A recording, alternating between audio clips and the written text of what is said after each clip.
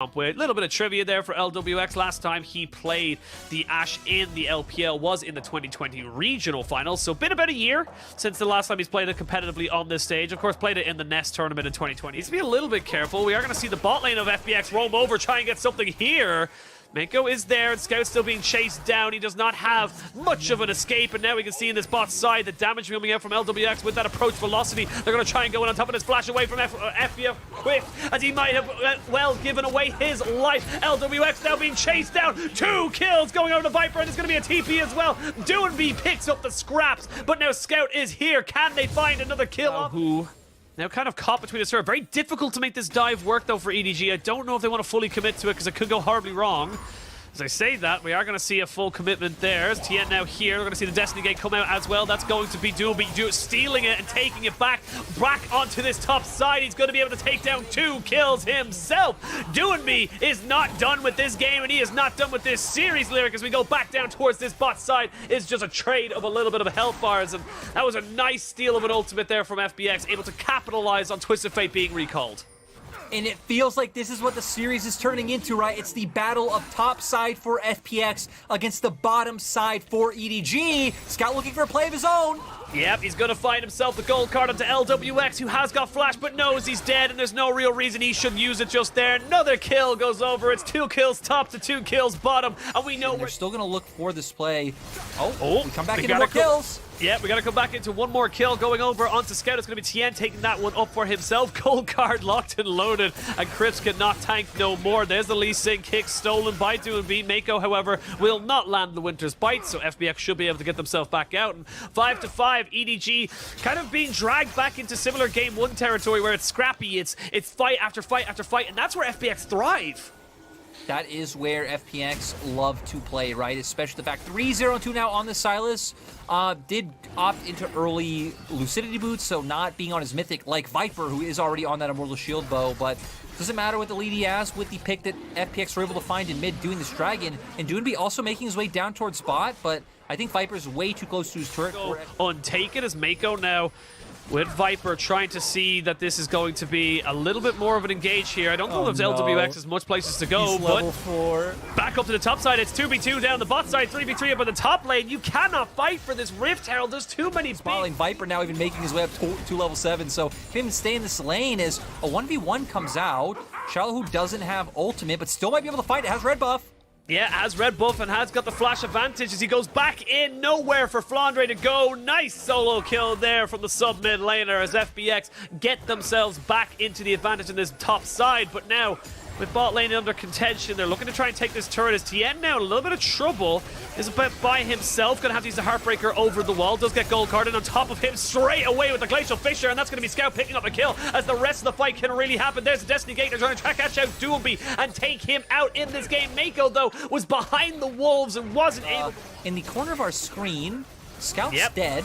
Scout is in fact dead. We're going to see the stolen Lee Sin ult by Doinby, able to knock back. I would even argue the same thing for EDG. You probably just have to pay no mind to top side, but they're going to bring in multiple members. But the thing is, there's just no time. There's no way you can contest this, right? You just have to be continuously past the hairs of his chinny chin. Scout able to keep himself alive. Viper picks up all of this solo gold. Gets himself a nice 600 boost in his crisp. With Doinby having that stolen Destiny Gate, may look to try and just put more pain on this Jace. Yep, looking like they're going for it straight away. There's the Destiny Gate right down. He's going to try and go for it. Not quite landing the Everfrost, but he does land the Abduct. And that is enough to take him down. 0-4 for this Jace. It feels bad, man. But JJ just saying it's okay, bro. We're getting a dragon.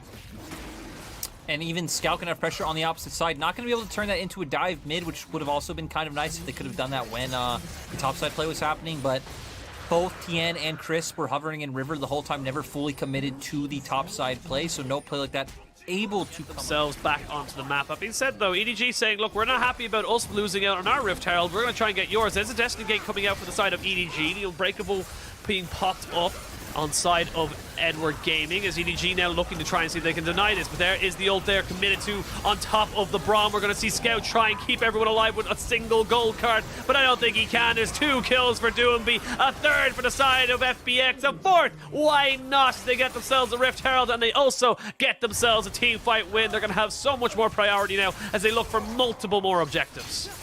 I think we saw the awkwardness of the way these fights will go for EDG if they opt into, you know, things like this. Because for FPX's composition, you have a front line. You have lots of engagement. Map and quick look at the items. You can see where the discrepancies tend to lie. In bot lane, it is a full item and a half ahead between mid and bot. See if they can catch someone on a lazy rotation.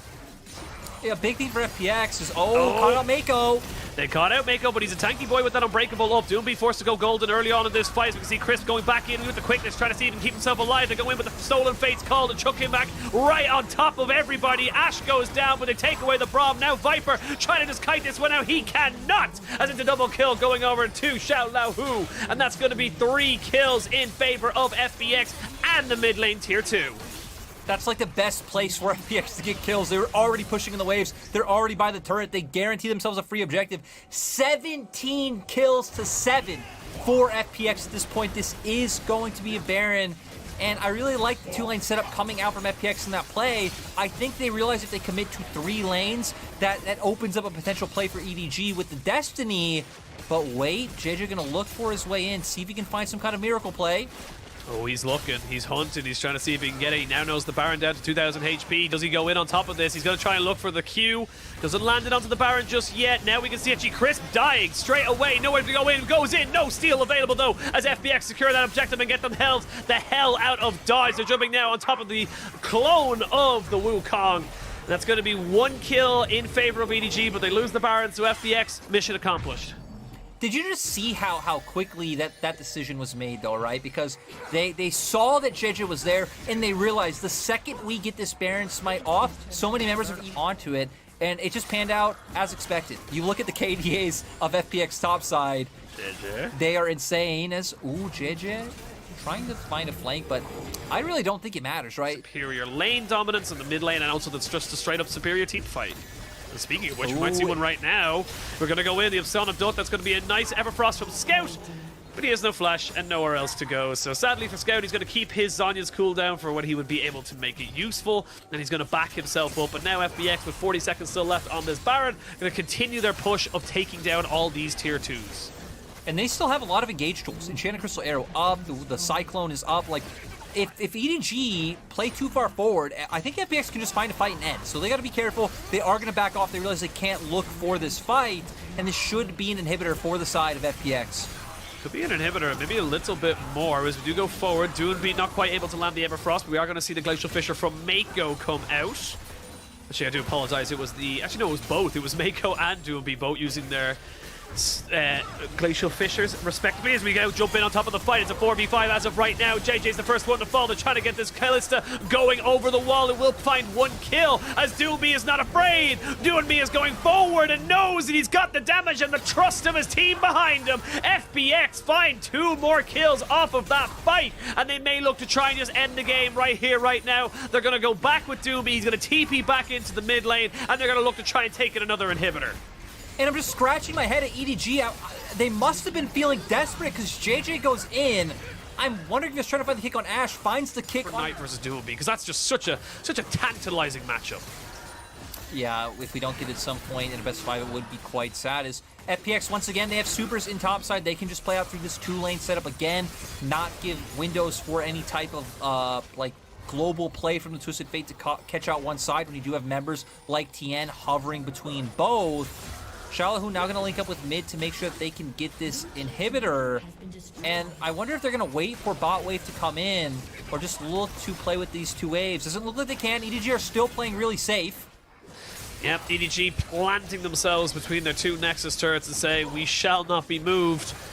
As now they look to try and just defend the rest of their base. Good poke coming in from Flandre to try and get something down, but like I said earlier, Tien's a tanky boy. He's going to be pretty okay with this. Good wave clear here from Viper as he has gone with the ultimate, is going straight back on top of him. The Cyclone is enough to take down JJ's eye. Viper is still alive. He's looking to try and keep himself there, but it's not enough. It's going to be 2 kills for the Wukong. Another kill. 5 on the board for FPX. They will take themselves the full ace. I was going to say it was clean, but not quite, as Tien does fall.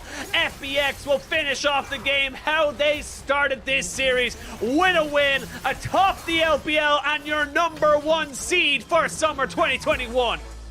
We got to see standout performances across the board. Doing